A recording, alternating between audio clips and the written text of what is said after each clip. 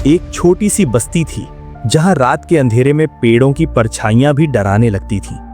उसी बस्ती के एक कोने में झाड़ियों और बेर के पेड़ों से घिरी एक पुरानी टूटी फूटी हवेली खड़ी थी।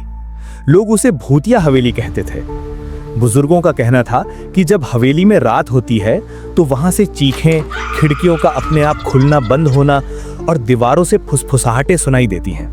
कोई भी समझदार इंसान रात को उस हवेली के पास नहीं भटकता था।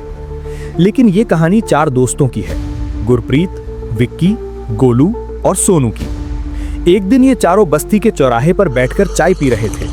तभी गोलू, जो अक्सर मजाक करता रहता था, बोला, आए गुरप्रीत, तू बड़ा शेर बनता है, चल उस भूतिया हवेली में एक रात बिताकर दिखा।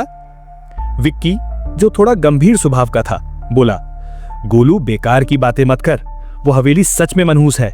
मेरी दादी कहती थी कि वहां एक औरत की आत्मा है जो अपने पति की मौत का बदला लेने के लिए अब तक भटक रही है।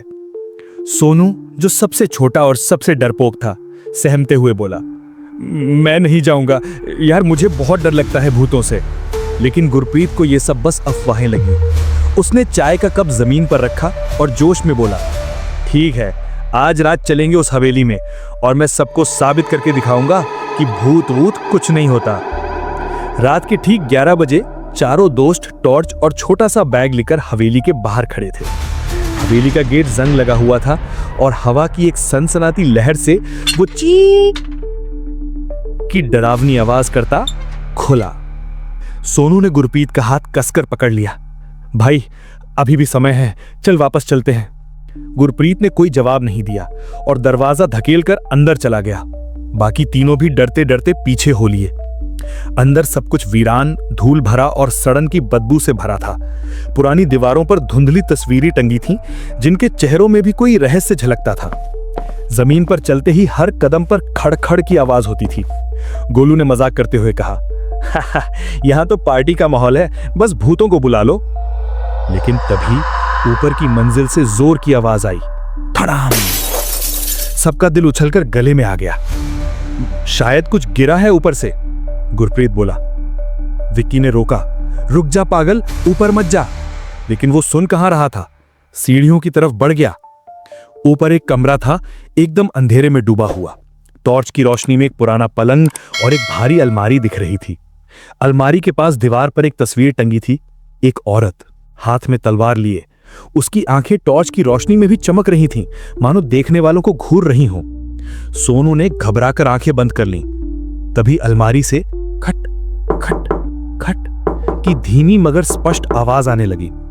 गोलू ने टॉर्च उस पर डाली और देखा कि अलमारी का दरवाजा धीरे धीरे अपने आप खुल रहा है। गुरप्रीत साहस करके आगे बढ़ा और अलमारी खोल दी। अंदर एक पुराना लकड़ी का संदूक रखा था जो हल्की नीली रोशनी से चमक रहा था। संदूक खोलते ही एक सोने का लॉकेट निकला, जिसमें उसी औरत की तस्वीर थी जो दीवार पर टंगी थी। जैसे ही लॉकेट गुरप्रीत ने उठाया, कमरे की खिड़कियां अपने आप जोर से खुल गईं और एक बर्फीली हवा कमरे में घुस आई। उसी के साथ एक बेहद भयानक आवाज गूंजी, मेरा लॉकेट वापस करो, नहीं तो तुम्हारी आत्माएं मेरी हो जाएंगी। गुरप्रीत कांपते हुए लॉकेट जमीन पर फेंकते हुए बोला, ले जा, बस हमें छोड़ दे। लेकिन अब देर हो चुकी थी। हवेली की रूह जाग चुकी थी। तभी विक्की की नजर तस्वीर के पीछे छिपे एक संस्कारिक मंत्र पर पड़ी। उसने तेजी से पढ़ना शुरू किया, ओम कालरात्रि सर्वत्र भय हरि स्वाहा। औरत चीख उठी। कमरे में सफेद तेज रोशनी हुई और वो भयानक आत्मा उसी में विलीन हो गई। हवेली का दरवाजा अपने आप खुल गया, टॉर्च की रोशनी लौटी। चारों दोस्त उठे और बिना पीछे देखे दौड़ते हुए हवेली से निकल भागे। उस दिन के बाद उन चारों की जिंदगी बदल गई। सोनू अब भी रात में सपनों में वही औरत देखता है। गुरप्रीत ने कभी दोबारा हिम्मत की बात नहीं की और गांव वालों ने उस हवेली को शापित जगह घोषित कर दिया। आज भी वो हवेली वहीं खड़ी है और कहते हैं, जो भी उस लॉकेट को छूता है वो लौट कर कभी नहीं आता।